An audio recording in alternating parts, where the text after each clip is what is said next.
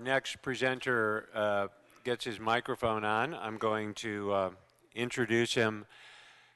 Byron Dale is an author and lecturer on the monetary system and has been qualified in several courts as a monetary expert in North Dakota, Minnesota, Illinois, and Missouri. He is the author of the Minnesota Transportation Act, MTA, which would mandate Minnesota's Transportation Department and state-chartered banks to enter into an agreement providing that the banks would advance funds for legislatively approved transportation projects in the same way that banks make commercial loans, simply by monetizing the projects themselves. And without going into the details of his presentations, I will just introduce to you Byron Dale. Thank you, Bob. First thing I want to know, can everybody hear me? Okay, now the second thing I want to know, if you'll answer some questions if I ask you. Okay, the first thing I really want to do, though, is tonight is to thank Ellen Brown, or I wouldn't be here, and Bill Still. Bill Still drove all the way from Chicago to Minneapolis in an ice and snowstorm to interview me for his film. And I really appreciate that. He actually risked his life to do it. He stayed overnight, and we had a couple of great visits, and he took several shots of me. And of course, you see me occasionally on that film. And unlike most people up here that said they didn't have a solution, didn't know how to implement things, I think I do. Also, I think we have a great problem, and most of us will not address the real problem. The real problem is our money. And I mean that indifferent than everybody else says, because one guy said he can't understand why people don't want to think about money. The reason is because everybody thinks they know everything about money. I'm serious. I have traveled from California to New York City and from Canada clear down to Costa Rica giving speeches. That's all I used to do for a while. And everybody I knew thought they knew a lot about money. Now, I knew I didn't know anything about money when I started, so I did what I thought was the logical thing. I wrote a letter to the Treasury and asked them how the money worked. And that's what I want to show you. I didn't do a lot of research. I did that too. Actually, it was a kind of a long, drawn-out kind of a process because, and I always get emotional at this point, and forgive me, because it's a big deal in my life. And it always affects me when I get a little tired. And I get tired when I'm doing this kind of stuff and staying up all night and sleeping in strange beds. But I began really interested in this when I began to wonder how in the world we got so far in debt when everybody I knew worked for a profit. And the IRS said we got some because they wanted share of it. But yet the debt got bigger and bigger and bigger. And I was personally, I thought, fairly successful. I started out at 22 and married that really nice-looking dark-haired girl back there when she was about 19, as I recall, which is almost 50 years ago. And we started out with 640 acres of land I got from my dad for a contract for deed, and we went into the ranching business. 18 years later, we had a 5,000-acre ranch worth $1 million on paper. Now, I had learned one thing really well, was how to get into debt. I have not been out of debt at least $100,000 since I was 23. But I was having a hard time figuring out how to get out of debt. And you know, it became very obvious to me, like so many say, there's got to be something wrong here. So one day I went to a management meeting in Denver, and we run into a really good speaker, and he was telling us all about how to keep our books and manage our books and know what was good expenses and bad expenses and all this stuff. And so my wife and I figured out, we decided how to do all that. We did. I didn't like the results. But then I got real interested in this. I had a son just graduated from high school. And he was out in the garage one day, out in the shop, and we were talking, and I was asking him all kinds of questions about this stuff. Because, I mean, after all, I thought he was a pretty smart kid, like most of our parents do. And pretty quick he looked at me and he said, "Dad, I don't have a clue what you're talking about. I don't even think I'm interested, but I can see you really are. So I'll tell you what, I'll make a deal with you. If you promise to never ask me any more questions about this, I will run this ranch for 3 months.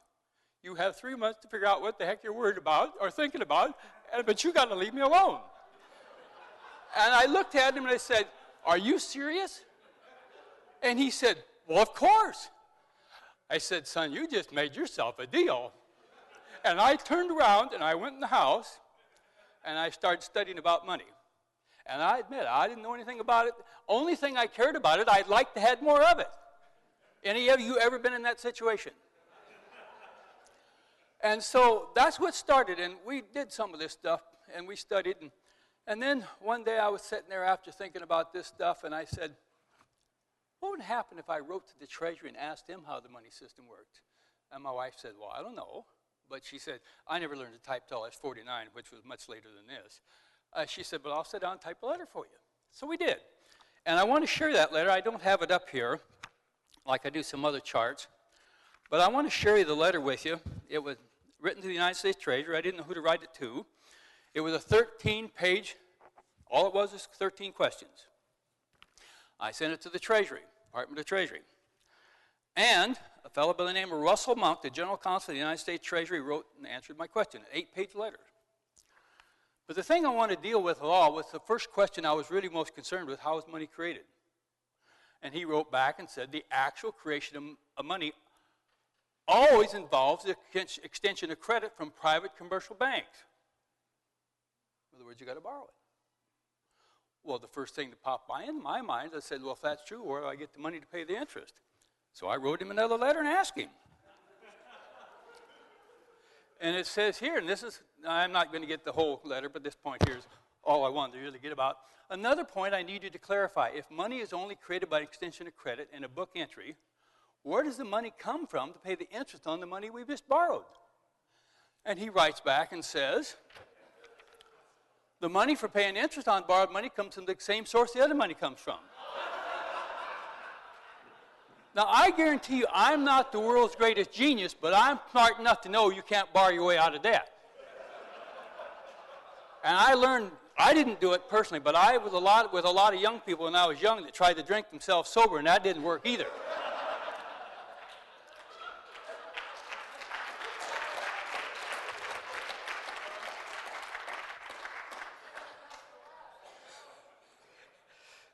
Forgive me, I really don't like to do these sweep charts. Unlike they said, I'm better at just getting up here and tell you my life story. I had a guy tell me you're a poor speaker, but you're a really great storyteller. And that's kind of what I am. I've lived this. This has been my life. I haven't thought about anything except a few minor things about, for the last 30 years, about what is money, how does it affect our lives, where does it come from, and what do we do about it? That's all I've done. That's committed my almost life to that. Didn't get much, but I got a lot. I learned a lot. Okay, I want to go through some of the things because this is kind of interesting. Because first, I want to go to this chart just a second. Because I want you to understand, and maybe not this right, but money is power. Now, it's not money in itself that's power, but it gives people power. It gives power to do a lot of things with. And money also works on certain principles. I'll get into that more later.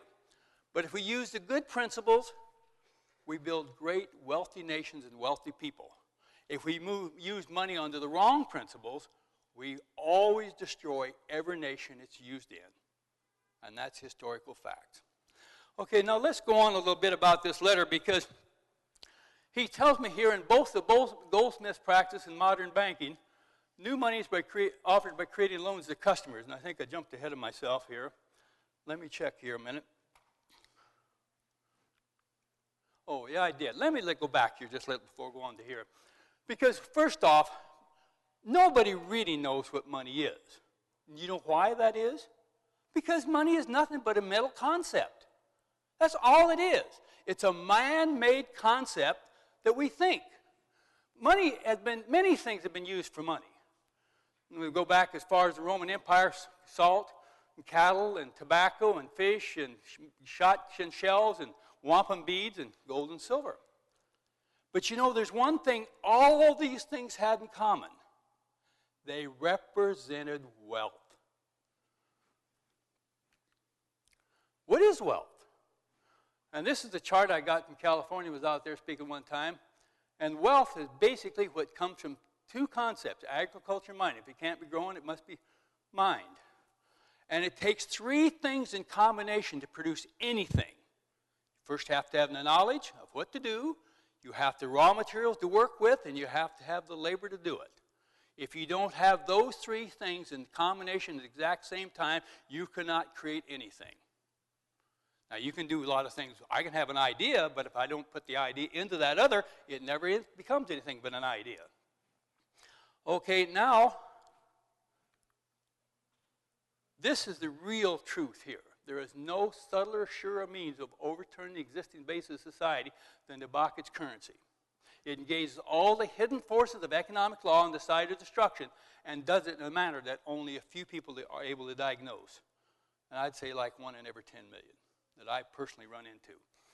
And the only way to debauch currency and to make it a corrupt and immoral thing instead of a good thing for the benefit of everybody is to change it from a representation of wealth to a representation of debt. You think about that. And to help explain that, now this comes into a few questions. How many of you have worked for a salary and got paid? Okay, when you got that paid, you considered you was paid, and that was the end of it. That was the whole big deal. You had been paid for your services, and that was the end of everything, wasn't it? Okay, how would you like it if we changed that just a little bit, and now I loaned you all your paychecks, and at the end of every year you had to pay me it all back plus interest? How much do you think that would affect your lives? That's what we have allowed them to do to us. And that's what the corruption of money really is. And I'll get into that more a little. But let's go through here a little because I got a little something I think I want to show you. Here's my tails. This is the first thing. Okay, this is what I get into. Now, when I was back on the ranch, I had a big, beautiful brown horse. And you can see him there. This is true. The rest of it ain't so true. And, you know, I read this out of the Treasury, and I want to get the connection here. And he said, both the new Goldsmith's practice, modern banking, new money is created by offering loans to customers. A private commercial bank, which just receives extra reserves from the Fed, can make roughly $6 in loans for every $1 in reserves it obtains from the Fed. You know, and I had been out riding this horse, and I just got home, and I was thinking about this, and a guy drove into my yard. He said, you know, I've been going by here, and I've seen you ride that big, beautiful horse, and I used to be able to ride a horse when I was a kid, and I just loved it. But, you know, I have a problem. I just love to ride, but I have really no place to ride. I only can ride at 10 o'clock in the morning or so, and I don't have any place to keep a horse. And, you know, I thought about that a while, and I thought about what he said, and I said, well, I'll tell you what. I'll just sell you my horse. Well, he said, well, I don't really have any money. That's okay. I'll just loan you the money, too. And so I loaned him the money, and it didn't cost me anything to loan him the money. All I did is have him sign an IOU. What do you think about that? And so now I sold him my horse, and man, he just thought it was great, and he came out and rode. And also I said, well, you know, now that you own the horse, you also have to pay for it. I mean, you got to pay you got to pay for all his feed because I'm not going to feed him anymore. I don't own him. And so he says, okay. And then, of course, obviously you got to pay the interest. And I charged him just as low as I could, made sure it just barely paid the interest, but none of the principal. And so then I loaned him my horse, or sold him my horse. You know, and it wasn't long, another guy come in. And he said, you know, I've been watching that big, beautiful horse, and I'd love to have one like that, but I don't have any place to keep him, and I don't really have the money to buy him, but I'd love it. And I said, you know, young man, I believe I could solve your problem. I'll just sell you that horse.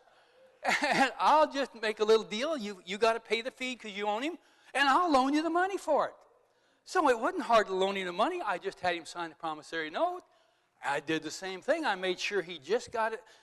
He paid me just enough to give me a really good, healthy feed bill, so I got ahead on that, and just enough to just barely pay the interest and not much more. And, you know, I did that 6 times. And, man, this was really good, and I was loving it, and they was loving it. And then them guys did to me what I wouldn't believe anybody would do to a nice man like me who had treated him with the best of everything and been bent over backwards and hurt myself financially to help him get started riding that horse. They went to town, and you know what them guys did? They got to drink a little beer. Well, you know how it is. You get to drink a little beer, and you get to feeling good, and you get to boasting. And first thing you know, they was all betting on which one had the fastest horse. And then, by golly, you know what? I heard about this, and And they decided, by golly, they'd come out Sunday and have a horse race. It's called the Run on a Bank. And so by golly,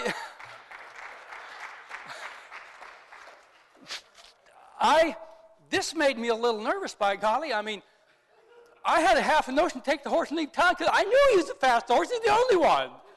But man, this is just too good a deal to let go. So now I got a real problem, and I'm scratching my head, and what have I got to do here to solve this problem? And I got to thinking about it.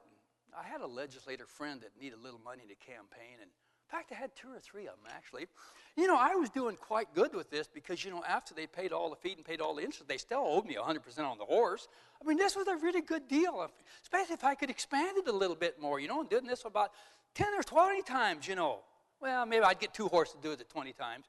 And so anyway, by golly, I thought about this. And so I went and seen my legislators, and we had a little meeting, and I said, I know you guys need a little campaign money, and I've had some pretty good luck lately, so I'll tell you what I'll do. I'll really contribute heavily to your campaign if you pass a law that you can't race horses on Sunday. Can't race horses and gamble on Sunday. And that's what they've done to us. And this is exactly what they've done to us. And they've made it believe it was really good for us. They've helped us out. I mean, gosh, they've helped us have things we could only dream about before. And they increased the money supply, and increasing the money supply always increases production every time. It never hurts production. The only thing that hurts production is when they raise the interest on that money. Keep going. Like I said, I do much better if I don't have to fool around with these things. Okay, now we want to go on here because I want to read a little bit more from the Treasury. The book from the Treasury a little bit. Because Russell Monk goes on and says, you want to know whether the bank is the one getting the benefit of the new money. Since the bank owns the new money while the customer has merely borrowed the money, the bank does indeed get the benefit. And they do. Because they get almost all our profit through interest. Otherwise, we would be prosperous, wouldn't we? Because we're all working for a profit. And so then I got curious, and I wanted to know exactly what the bank loans us. Now, I know he said they loaned us by just adding numbers to the checking account. So I said, well, just exactly what it is. And so I found this book, and this is from the Federal Reserve Purposes and Function. And it's up there, and so we said, and it says in paragraph 3, page 6, all bank deposits are a form of credit. That's why I don't never like to use the word credit. You're always talking about. Basically, they represent amounts owed by banks to depositors, not the other way around. They come into existence by exchange of a bank's promise to pay customers for the very assets the banks acquire. Currency, promissory notes of businesses, consumers and other customers, mortgages on real estate and everything else, and government and other securities. So all they loan you is a promise to pay you, which they never have to pay you. Because I personally sued. You remember back before the 63s, most of you old enough to do that, when our money used to have, we'll pay to the bearer on demand X number of dollars. They don't anymore, but it did before then. And I had one of them, and I sent it down to the Treasury. I sent it there too, but I just responded, didn't do nothing. So I thought, well, it was on the Federal Reserve Bank of Minneapolis, and I'm pretty close there. I had about 30 minutes to drive down there, and so I thought, this won't be so bad. So I sent them a letter and said, here's this note that you said on its face that you will promise to pay me dollars on demand. Or I'm demanding them. Now, I don't know what a dollar is, and I'm willing to bet there's not a person in the room can give me the current statutory definition of the word dollar. They couldn't. So then I sent it down, and I got a phone call one day. And the guy said, I don't understand your letter. And I said, well, it's very simple. It's just a kind of, just a demand for payment. I've got your note, and it says you will pay me dollars, and I don't know what a dollar is, so if you'll send me the statutory definition of it, I'll take whatever the law says. I don't really care what it is. He said, I don't think I can handle this. I think you better talk to an attorney here. And I said, I'll be glad to do that if you give me a phone number. And he said, I'd be doing that. I'll just transfer you up. And so he did. And so pretty quick, this nice lady come on the phone. I assume she's nice, had a nice voice. And she, of course, had never seen the letter, so she was trying to understand what I was saying. And finally, I got it all explained to her, and she finally understood. And Just like that, she just screamed and hung up the phone. And I got the bill back in the mail. No letter, no nothing. Well, I wanted to take this a little further, so my friend had a $500 bill. So I said, let's send that in. He said, Byron, I don't want to lose that. I said, I assure you that they'll just send it back, but I want to see what the response is. And of course, the $500 bill had to go back in history more, so it said that, payable in gold. So we sent it in, and we said, no, we want paid. Now we upped the ante, $520. I only had a $20 bill. I wasn't too rich back them days, but I still ain't, but that's okay. Anyway, that time we got a letter saying, well, we used to use gold, sir, but we don't anymore, and we don't have to. We don't have anything to pay with. But if you want something physical for that bill, just take it down to any store, and they'll make it good. I've thought about that a lot. I think I could live pretty high if I could go around and write IOUs and somebody else would always pay for them. I get to buy anything I wanted with them. Everything my heart could desire. I never have to pay one. And they finally ended up saying, they didn't know what to pay me with. So we went down, and so this went a little further, so I went ahead then and I sued him in small claims court. When I filed the claim, the clerk said, well, you can't do this. They're a federal agency. You can't sue them. I said, well, I don't think that's true. I think they're just a private bank. I think I can sue them just like anybody else. But I don't want to argue with you because you may be right and I may be wrong. So why don't I just pay and you send it in? If they send it back and tell you that you're right and I'm wrong, well, then here's my phone number and my address. I'll just come get back, my filing fee back, and that'll be the end of it. She said, that sounds fair. About 3 days later or 4, I got a hearing date and set in court.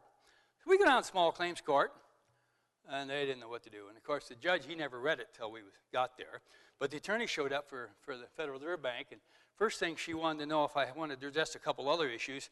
I formed a trust a long time ago based after PCA and Federal Land Bank. Took my wording right out of them, gave me all the same powers I did, filed with the Secretary of State, thought I could create money. They could. Well, I didn't turn out so good either. But that's a different story. And so anyway, the case ended up in the Federal 11th Circuit Court of Appeals. I think that's the right one. And they dismissed the case because I had filed a relief for which no demand was available. In other words, they have nothing to pay me with. So they don't have to pay. In fact, they actually said when they made that promissory note legal tender, it became the payment of the note that it represented, of the debt it represented. That's a nice racket. Okay, now here's the modern money mechanics. We've heard that about before, where it says on page 4, then the banks discovered they could make loans merely by giving borrowers their promise to pay, banknotes. What they should have said is when banks discovered they could make loans by merely giving their borrowers their promise to pay, they knew they had the keys to the world kingdom, and they did, and they do. And they will always have it until we take that power away from them. Now here's again from the story of banks. Almost all the information I have about the banking system came from the banking system, or from the Bureau of Printing and Engraving and Printing, or the United States Mint. And it says West Side Jake takes in a promise to repay the loan, and creates a demand deposit with money the borrower will be able to spend by writing checks. And this is how it's done. The borrower's promised to pay. Now down here below in the assets liability, if I go in and borrow $1,000, I am required to sign a promissory note, aren't I? That becomes a liability to me and becomes an asset to the bank.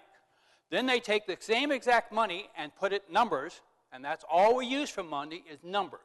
If you don't believe me, pull out your billfold, and if anybody's got more than 2 different denomination bills in there, you can prove I'm right.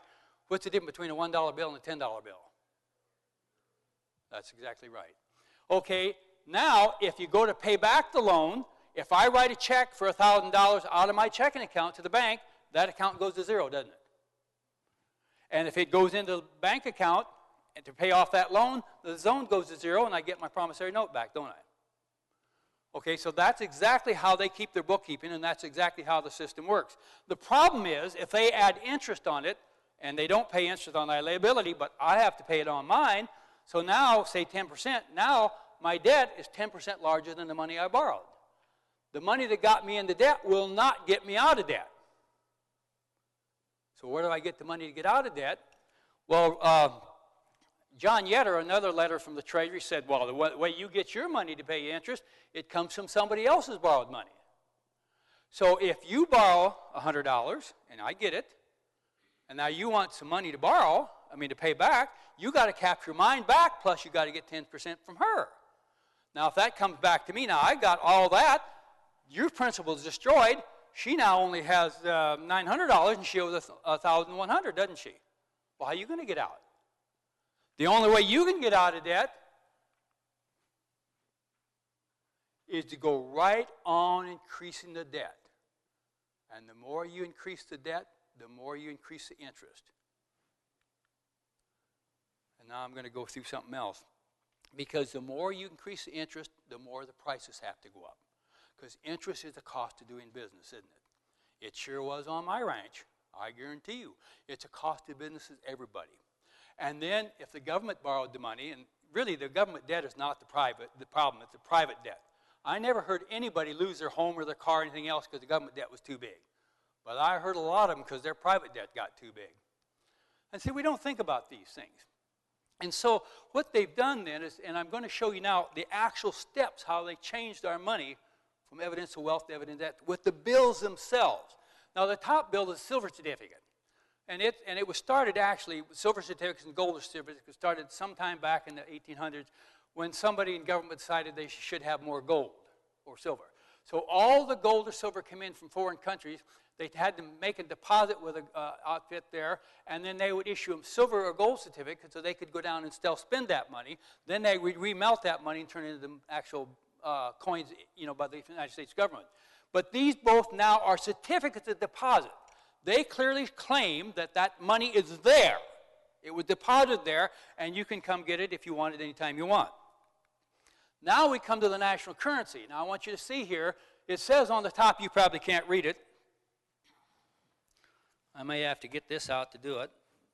But what it says is, this is secured by certificates of indebtedness. And it goes through what it is. And it says the Federal Reserve Bank of Minneapolis, Minnesota will pay to the bearer on $1. Now you clearly see here that this is a promise to pay, and it says Federal Reserve Bank note. It's a promise to pay by that bank. Okay, now we go down to the next one, and it says the same thing, only now the date's a little different. Now we start on here. Now this is the United States, it's Federal Reserve note. It don't have bank note anymore. It still says we'll pay to the bearer on demand. And it says redeemable in gold or lawful money on demand in the United States Treasury of the Federal Reserve. But now you'll notice it doesn't say the bank will pay. It says the United States of America will pay. So you see how that switch was? First it was the debt of the bank.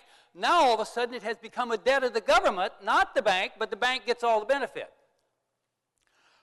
This is the one that followed that a few years later. Now this is after one of the first notes that came out after Roosevelt took all the gold away. Now it says this note is redeemable in lawful money at any Federal Reserve Bank or United States government, and will pay to the bearer $10. Okay, now here's the next one in line. I may have to get this out. I have them all here. This is all written in my books too. I don't know if I remember the exact writing anyway. It won't make any difference, but it clearly says the exact same thing, but it's 3 lines instead of 4. You see how much smaller that is? But it still has a promise to pay. Now we look at the bill that we have in circulation today. Thank you, sir. I want this and the rest of them. You can just pick it up and take it down there with you. Now you'll see this note only says this note is legal tender for all debts, public and private, $20. Gone is the promise to pay. Now this bill no longer promises to pay. This is not even a legal negotiable instrument. Now how can it be legal tender when it's not even a legal instrument in the first place? Because law clearly says that to be a legal negotiable instrument, you must have a promise to pay written on its face. This whole thing is fraud from day one. Now you talk about you want to pay back the government, the government should pay back its debt. Any case that you go shoot your mother-in-law for the insurance, you don't get to keep it, do you? I mean, that's a total maxim in court, as I understand it. You cannot benefit by your own bad acts. Isn't that true? Then how would we expect them to get the benefit by their own bad acts? It's fraud on its face. It's clear as a bell.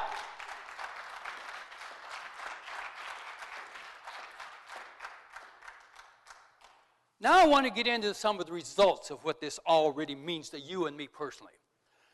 Not only does it actually cause inflation, inflation is only caused by two things: greed and interest on the money. Increasing the money causes inflation in the fact that it means it increases the money supply, but you have to increase the money supply because you couldn't have any profit if you didn't. You two each have $10. End of the year, you want each one to have $11. How do you do that unless the money increases? Or unless one of you loses some money to the other one, so now you only got 9 and you got 11. Otherwise, it can't work. So if you don't increase the money supply, you can't even have a commerce. It can't run because you're going to break half the people, the other half gets rich. It does that way anyway now, but that's immaterial. So we'll look and see exactly what's happening, because this is the debt, and they showed this several times already in this conference. And they also, what they don't show you though, is the effect of the interest. Now this chart came from a speech that David Walker, at that time U.S. Comptroller General of the United States. And he took this, and this is his statement. This is what his figures were in that speech. The total value of America's wealth was $38 trillion. The total debt was $57 trillion. The total unfunded liabilities was 54, and America's money supply was 7.7. The last time I checked, and you can get those figures out of the Federal Reserve Board's website today, and the last I checked, the money supply is 8.8 trillion. So what I did, I had a legislator I got to know pretty well. He was the president of the Senate, and he was a banker in Minnesota. So I took this down to him, and I said, you know, I got a little problem. I'd like to know, maybe I could get you a loan from you. And, of course, it was in the elevator, and there was other people, and everybody was embarrassed. And so I said, well, I really didn't want a loan. I just kind of wanted you to look over my financial statement and tell me what you thought. So I give this to him, and I said, now, here's my financial statement. My total wealth is $38,000. My total debt is $57,000. I got bills coming up that's $54,000, and my money supply is 7.7. Can you borrow me some money so I can cover my bills coming up? He said, hell, man, you're already broke. I said, well, if you change that from thousands to trillions, that's the United States property statement. Obviously, he didn't think they was broke. What's wrong here? Now, this is where you really rubber hits the road. This is what it's all about. You want to know what's happening. Now, this chart here, they said I could punch here. This one here, that was what the interest was. I'll get this right.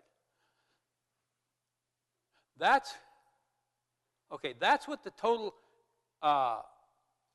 interest bill. No, that's not right. That was the total income. Now I got it. The biggest, longest one is the total income, average income of the American family. Oh, in 1990. The $12,840 was their share of just the interest at 6%. Nothing to do with the debt, just the interest that's owed on that debt at 6%. Okay, in 2005, the average income went up to $43,500. The average interest load on the debt at just 6% went up to $30,650. Now in 2016, if you raise that on, the average family income will be about $46,000. I'm not sure it's that high now, but the interest load at 6% will be $47,955. I sent that down to the Federal Reserve Bank of Minneapolis, and they confirmed that those figures look accurate to them. Didn't seem to bother them, but it kind of bothered me. Okay, now, we redid this chart 5 years later in 2005. The income was the same as it was in 40, everything the same. But by 2016, the debt has grown so much that the interest at 6% will be $5 billion greater than the total consumer income. Now, the debt's gone up steadily since, hasn't it? The interest has went down some. We'll go with that. We drop the interest in half. But how much longer before the interest bill, even at 3%, will be greater than the total consumer income in everybody in America? What's going to happen then? I don't have a clue, but I bet it ain't good. Because, you know, I know from personal experience, from watching around, that everybody and anybody that can't pay their interest loses their playthings. You notice that? They get foreclosed on, don't they? Well, what's going to happen when 100% of, and of course it won't ever be the 100%, but the average family won't be able to do it, period. And this, again, we've heard this. If all bank loans were paid, no one would have a bank deposit, and there would not be a dollar of coin or currency in circulation. This is a staggering thought. We are completely dependent on the commercial banks. Someone has to borrow every dollar we have in circulation. We're absolutely without a permanent monetary system. When we get a complete grasp of the picture of this tragedy of absurdity, our hopeless situation is almost incredible, but there it is. We don't understand it. And of course, the defect is only one thing. Money is created as loans. Now, I don't frankly understand why that we think we can solve the problem by creating institutes that create more debt. This is the only place that I disagree with Ellen Brown on. I think debt is bad. I don't think just interest is bad. I think debt is bad. Now, I'll give you an example. You each have $10 and you owe it to me. Something happened to you and you lose $3 of yours in a fire. Now, isn't the debt greater than the money supply? Of course it is. Because now you only have $12 in the money supply, don't you, or whatever the figure is. You can't possibly pay the debt, all of you. The debt can't be paid anymore, even if you don't add interest on it. If you lose any of that money in any way, gets burned up in a house fire or anything, the debt is still greater than the money supply. Well, when you have a debt, somebody can always foreclose on that debt if they want to, don't they? Always have in my lifetime, and ever it's just history have. And again, this is where we've come to. A study of the World Institute for Development Economics Research at the United States University reported that the richest 1% of the population owned 40% of the global assets in the year 2000, and that's the richest 10% of the population accounted for 85% of the world's total wealth. We've heard that over and over again, and the three richest people have more assets than the gross domestic product of 48 at least developed countries alone together. And see, this is what this system does. It always takes from everybody and feeds the top. And I guarantee you can never get around this system. You have a monster out there that every time you start doing something that he sees a threat, he'll shut you down. I've seen it over and over again. On this bill I've worked on, we'll get in that in just a minute too. And of course, you've heard this statement before. It was just given in a speech not too long ago. There's no spent. So now we get to the solution. The solution is so simple, it's unbelievable. The solution to all these problems is simply put money back where it represents wealth. There's several ways you can do it, but you can't do it by increasing anything as more debt. Our problem is too much debt already. And I guarantee you cannot borrow yourself out of debt no matter what you do or how you try. Now, you may shift some money around, and I think, frankly, your banking ideas is good in the fact that it will begin to shift some of the money away, but it will not solve the problem. And that's the difference. Whether we want to shift around and get away from the problem and hide from the problem, or whether we want to address the problem head on and say we can't live this anymore, we're not going to live this way anymore. We are going to change it. And if we don't have that attitude, you're going to get exactly what you deserve, nothing, because you won't do anything. Forgive me, I get emotional too. And if you think I'm really bad, wait till I get wound up. But that is the whole thing. You have to address the actual problem. The problem is they switched our money, which is a good thing, and money was developed for only one reason, to make transfer of goods simpler. And it does an excellent job of that. And it don't make any difference what it is. Money, in fact, many times you've said in this conference that you need an accounting system to keep track of the credits. I hate that word, because when I look it up in the dictionary, it means what I owe and maybe I can pay later. I don't want to owe. I want to be a man that owns. You know there's a difference between them three-letter words? A real difference. And I don't want to be an or. And I'm not a great Bible believer, don't get me wrong, but I think there's some things in there that make sense. My personal life has taught me that the lender is always servant of the borrower. The borrower is always servant of the lender. By God, if he wants his money, he can come take you. And they don't mind sending out an army to get it either. I'll give you another story about that too, but it won't. So see, we got to address the problem. The problem is you have to get money that represents the wealth. And the way I personally chose to do it, only because I happen to live a half an hour away from my capital, and I can go do it. So I spent a lot of time thinking about how that you would create wealth money. And I've worked on this one bill for 17 years down to the legislature. And I get them convinced they like it, and then they go talk to their friendly banker who don't like it, and he makes it clear, if you guys keep supporting that, I'm going to take away all your campaign money, and all of a sudden they don't like me anymore. Now, I ain't have no way to give them campaign money. The bank had seen that problem one time, took that away too. But that's neither here nor there. Most of us don't have the funds to fund them like a man that can create his own money. Now, just tell me, I have a banker friend that I've met, a retired guy, that showed me the actual bookkeeping, how banks could create their own money to buy their own products. And he showed me the actual bookkeeping just like I showed you how they made the loans. Now, let me ask you a question. If you could create all your own money, and you got to create all the money that all the rest of us use and pay interest on, how could you not rule the world after a while? It would be impossible for you not to rule the world after a while. Well, how can you stop them from ruling the world if you let them keep that power? It ain't going to happen. And I've heard it here several times. You guys have worked hard to get a public bank in a state or someplace. And you liked the idea. And then all of a sudden the banking system said, well, I don't think we like that idea. In fact, Rockefeller made a really good statement once. He says, the biggest sin is competition. That's not a direct quote. But think about it. They really believe that. They don't want any competition. They like ruling us. And they don't have any conscience either. I can prove that in many ways.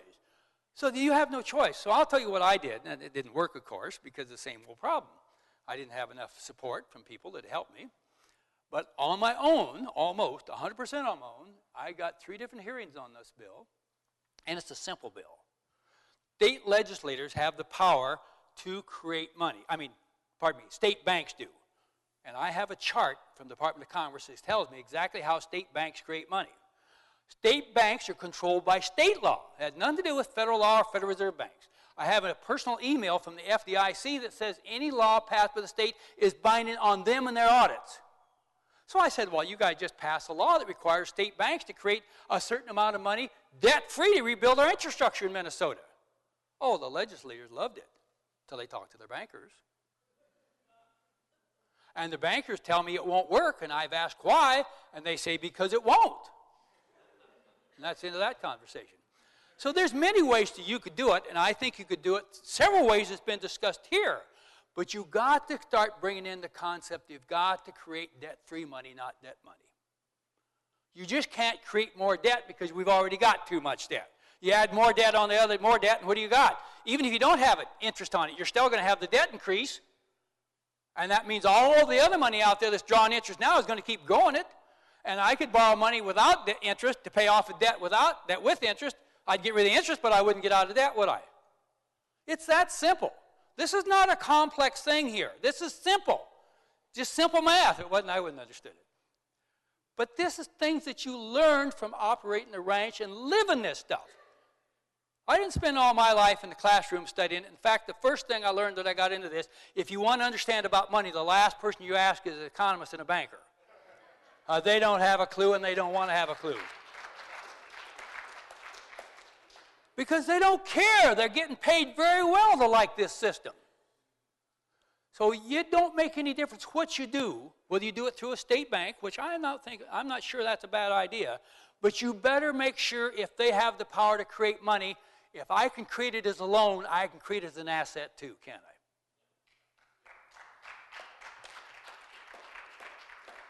I? And what we did in this bill, it was very simple. Well, the last time we wrote it up so that nobody in the state legislature or in government except at the local level could decide what projects needed to be built.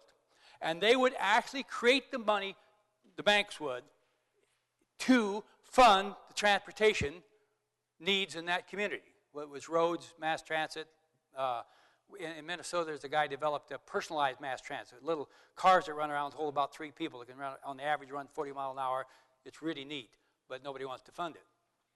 But you could do that, and that local committee would have to decide by petition or meetings what exactly road they wanted to rebuild or if they wanted the streets rebuilt. And I've done a little walking around since I've been here, and I see a lot of streets that need to be rebuilt around here pretty bad. And then they would simply go in and they would furnish the money, create the money based on the production of they was doing. Now, the United States Constitution makes it very clear. Article 1, Section 10 says Congress should coin the money. And like they said earlier, that didn't mean just coin metal. That meant just create money. And then it also says Congress is to provide for post offices, post roads. That's where I got this idea from. So if you actually had them create the money and spend it into circulation, produce the roads, which is the one thing you must have if you're going to have any commerce at all. You and I can do business. I could trade you my suit for your shirt or whatever, and we could do business. But if we can't even get to each other, I guarantee you we cannot do business. You cannot haul freight unless you have a transportation system. So if you rebuild and upgrade the transportation system and keep it in an A1 shape, that would provide the money we need for the system to grow. And it wouldn't grow near as fast because there'd be one thing that would always limit it. If there wasn't the people to do the work and there wasn't the materials to work with and you didn't know how to build the roads, you'd have to stop, wouldn't you? And also you have some other things because you could stop them from taking a lot of these land just to build roads that you don't need. In fact, most people I know wouldn't voluntarily give up their land for a road they didn't need. They get angry about taking their property. Most of them I know, they kind of like to keep it. So see, this is such a simple concept. It's so logical. You create the money, you spend it in, and tell me if I'm wrong. There's only 3 ways to move money. I can gift it, I can spend it, or I can lend it. Right? Now, the guy said you could also take it by stealing it, but I think that's just a forced gift. I steal your suit, I just get it for free, don't I? And see, these are the things we need to think about. And if we apply those principles, and each one of them has an absolute separate set of consequences, I got to shut up.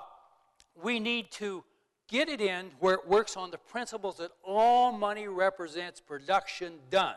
And it's a payment and a final payment for it. And I thank you for your time.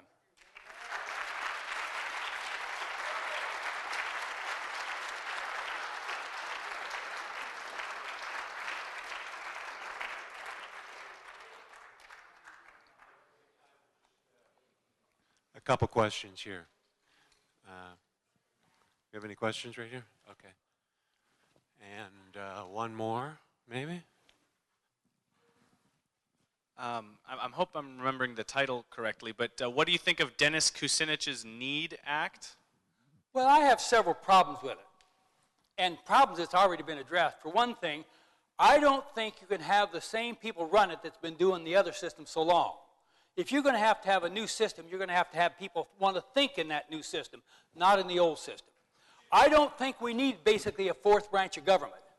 I think the Treasury could do it quite easy, the Congress. Now see, there's things about that too, because actually the Treasury only does what the Congress tells them to do. And in fact, there's laws that says that they have to create all the coinage we need, but they do if they just talk about the nickels and dimes, but that don't mean the big amount of money because they never touch that. But see, there's a very small, you don't need anything for the Congress to pass a law. And it could be a very simple law. When some poked up, what's a local county here? Anybody know? Okay, when this county comes in and says, man, we just got to fix these old roads here. And here we got contracts, we got the bids, what it's going to take. Now we need you to send us out that much money so we can do it. In lieu of taxation and in lieu of debt. So they just print up the money and ship it out on a car. Or they could just write it in a bookkeeping entry and put it through the banks. I don't have a problem with banking helping us move. In fact, they are actually the debit and credit system you guys are all talking about, if you take the power to create money away from them. That's where the problem is. No man should be able to create money for his own personal profit. If you don't think he don't have a gain on everybody else, you don't understand anything about money. Man, if I could create my own money and you guys couldn't, I'd have to be the biggest businessman in the country. Okay, go ahead. There's several other things, but that's basically it. Any places you say? Go ahead. Yeah, just very quickly. There is such a thing as debt-free money, just so we make it clear. You show me where I'll and how show to you get right it. now.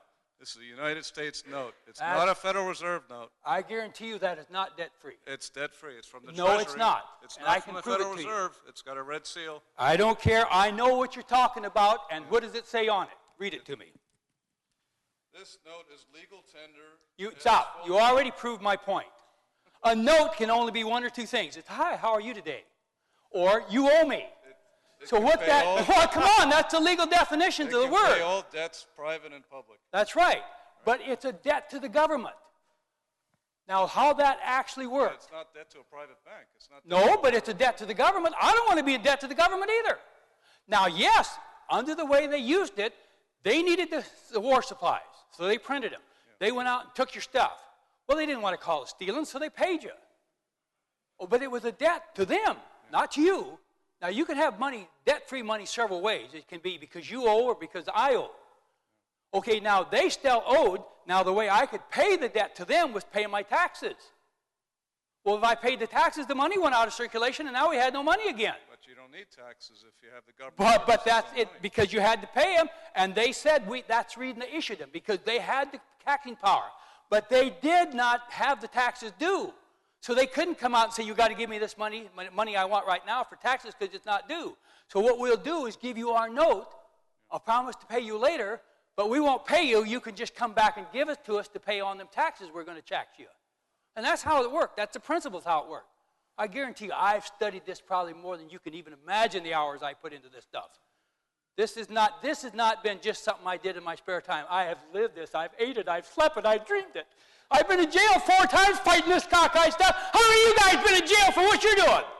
Did you make enough stink to get in jail? Oh, I see we got some real men here. And a woman, too. Now, this is what it's all about. And yes, you're right. That would be better than what we got, but it's not debt-free money. Read my book. I'll explain all the ways you can have debt money. You can have it 4 different ways. You can have it you and I both owe, like it is right now. The banks owe us and we owe them, except they had the interest. We can't pay it. We can have it because just the government owes us, which that is, or we can have it just because we owe them. I'm not interested in who owes who. I'm interested in who gets to own what, especially after he works and produces it. Yeah, but you can't produce your own money. Everybody produces their own money. I didn't say you could, but there's 2 entities that does right now create money. Nobody objects to it. The government, everybody thinks they create money. Why didn't they just spend that in? We in this room know better than that. But they created that. The government created this. Okay, why didn't they create it as a bill rather than... They discontinued these. Yes, but why didn't they do it? Why didn't they take the word off note? You take the word off of that note and I'm with you. This is 1928. They did take it out in later series. Not the word note, they didn't. Not note, but they took out the... All Kennedy did was take off the promise to pay. Yes. And that wasn't even on the original notes, wasn't even the promise to pay on them. Yeah. I have them at home too. Okay. I have every note I've showed you and most of the rest of them that I have here. I've looked until I've actually found the actual note to prove what I was saying. Yeah. And I agree with you. That's a lot better than what we're doing. And yes, that's one of the things I think we should do. The government should create the money, in my opinion, because that's what the Constitution says. Right. But they shouldn't have any tie to any debt to them or anybody else. They should create the money and spend it in, just like that, only take off the word note. This is the United States currency. Let's say that. But they wouldn't need to have tax at all. I mean, they wouldn't need any tax. That's right. Exactly. And you would eliminate taxes. Produce enough to keep the economy going and keep up with population. Absolutely. They wouldn't hardly need any tax. Yeah. Now, how much better off your life if you got rid of all your interest and all your taxes? Or even 50% of your taxes. Just produce. I asked my dentist a while back how much less he could charge if he didn't have to pay any interest in about half his taxes. He said, oh, God, I could charge you a lot less. And see, that's the difference. But we don't want the government to be in debt either. Nobody should be in debt. Money should represent only one thing, final payment for production done. That's the true definition of money. It doesn't make any difference what the money is.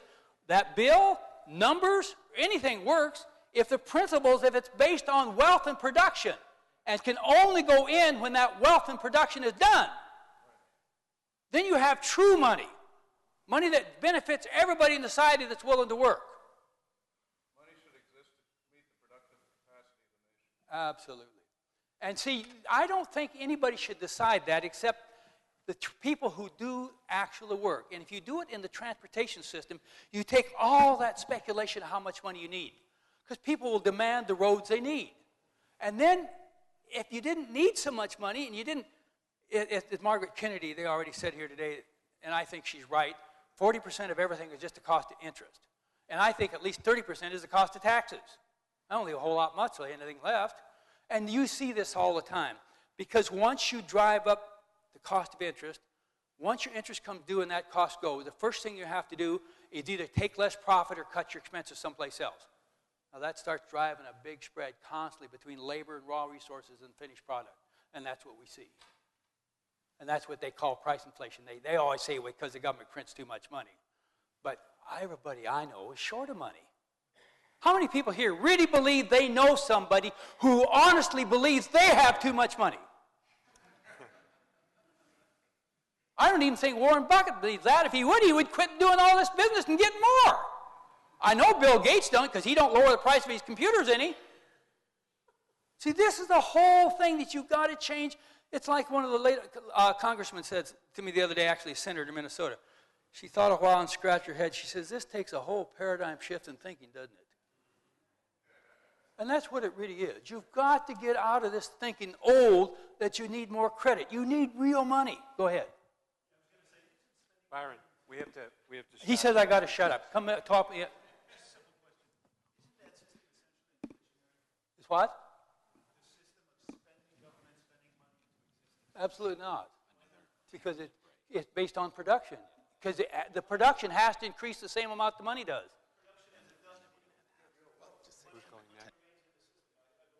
That's right. And you have to have increase in front of you. You couldn't have either savings or profit.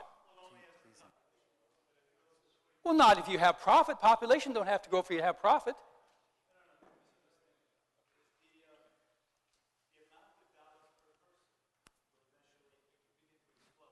I don't think so. And I think if in time I could prove you that.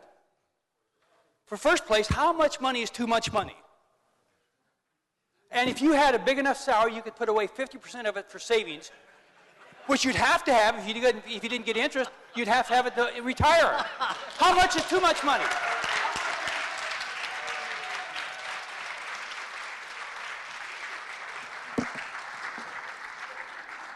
Thank you, Byron.